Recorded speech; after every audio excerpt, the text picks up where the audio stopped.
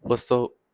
Black men must learn to love their race and take action for their race.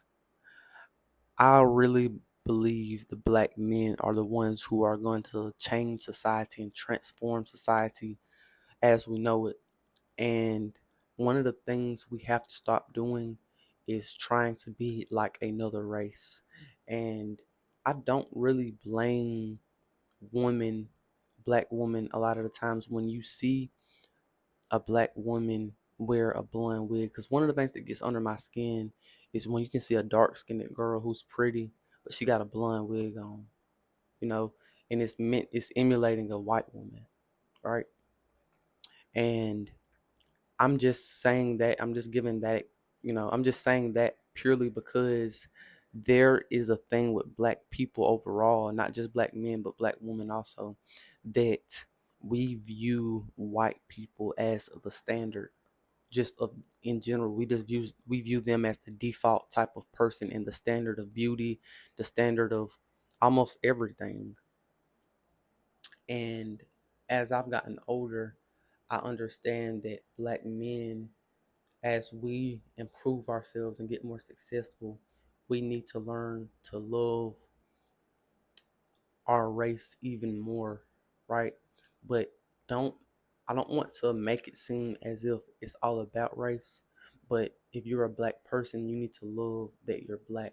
You need to like that you're a black person, that you're an African person.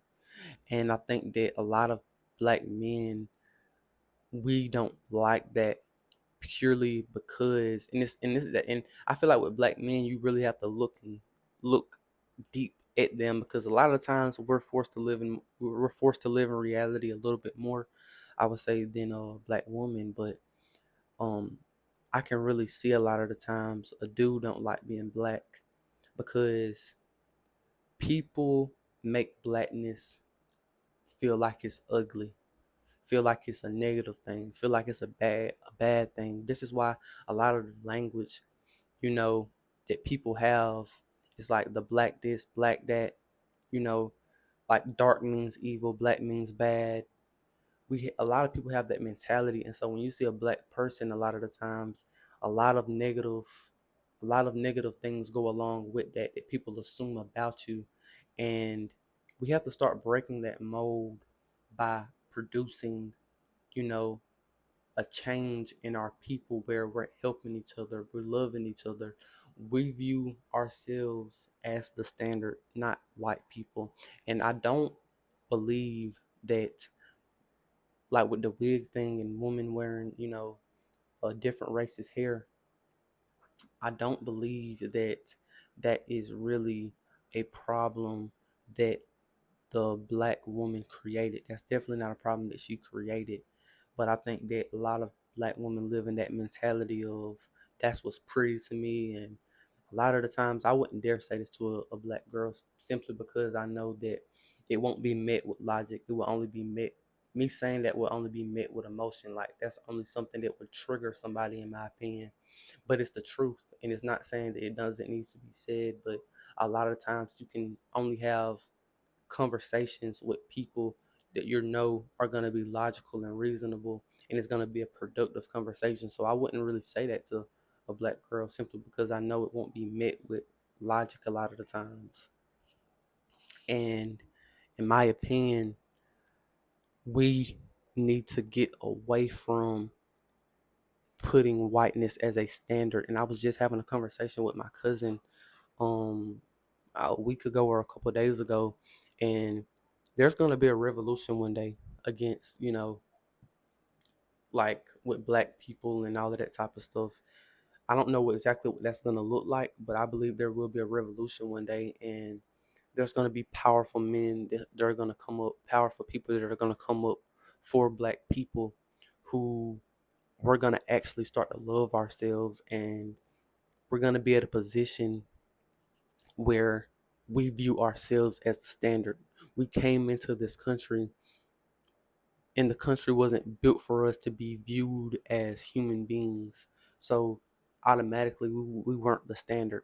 the standard was a white person. And I still believe now, subconsciously, to a lot of black people, black men and women, the standard is a white person, right?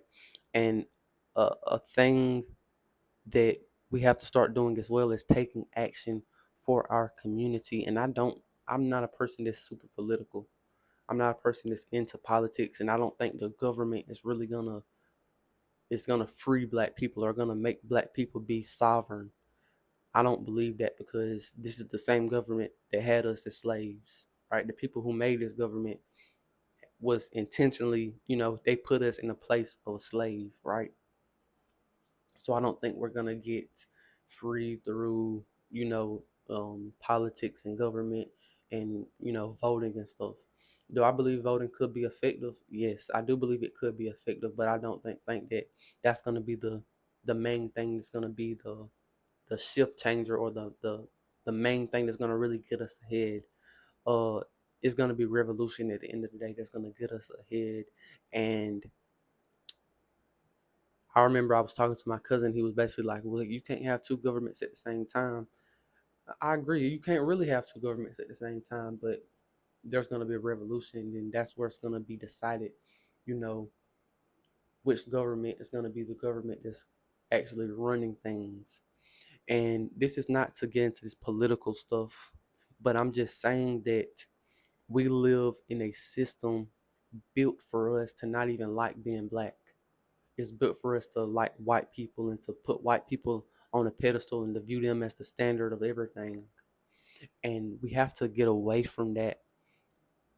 I think a solution for us to get away from that is to have strong men come together, and for us to have for us to have organization, connection, and for us to really build our confidence as a community, and especially just as individuals, as a person, right? We have to put, our features, our skin tone, how we do things. We have to really create our own culture now, purely because all of that was really snatched away from us through being in slavery. And we have to start organizing our culture and taking out the things that people consider our culture, like, being degenerate or being promiscuous, or uh killing people, being in gangs. We have to get away from that, simply because that's only hurting us, and that's giving that white person, that racist, dumb white person, that verification to be like, oh, they are dumb, they are violent, you know, that's gonna make them think everything, all the stereotypes that they put on us, true, right? And a lot of us don't have a mind to think for ourselves, so we just go with whatever the white person said about us. If they said we was dumb and slow, we can't think, and we violent, a lot of times that's what people believe about black people. And don't think that it's just white people who think that. I think every race, because when you go to these countries, not saying that I've ever been to one of these countries, but and maybe I need to not talk about it because I haven't been to other countries, but I do know that you know a lot of people are white supremacists, and they're not white. That's kind of just a point that I want to make with that. But yeah, man, that's pretty much all I got to say. Peace out.